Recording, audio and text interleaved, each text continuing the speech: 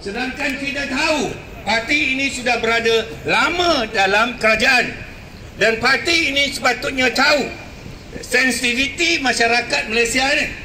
Apatah lagi kuil yang nak dibina ini bersebelahan dengan surau Perkim ni, bangunan Perkim ni.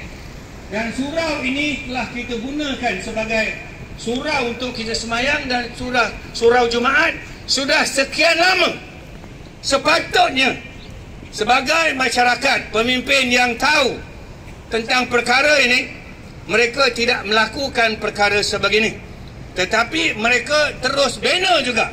Walaupun di BKL telah berikan amaran, situ ada itu.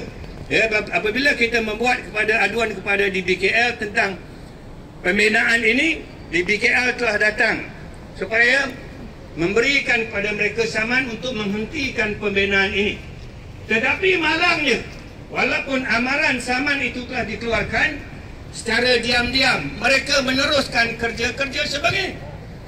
Sebab itu, tuan-tuan dan puan-puan sekalian, kita telah lihat beberapa peristiwa yang telah berlaku.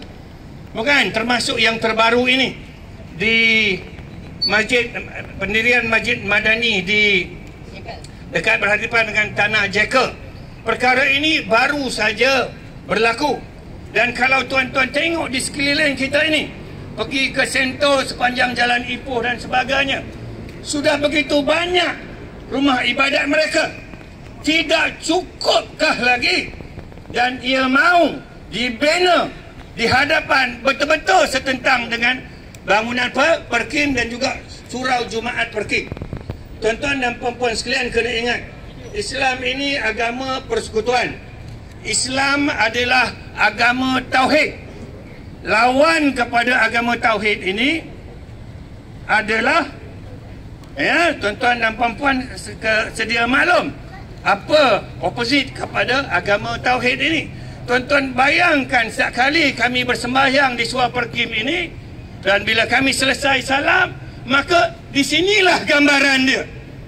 Kalau perkara ini terus berlaku hari ke hari, bulan ke bulan dan tahun ke tahun, bagaimanakah kita hendak menghadapi semua perkara ini?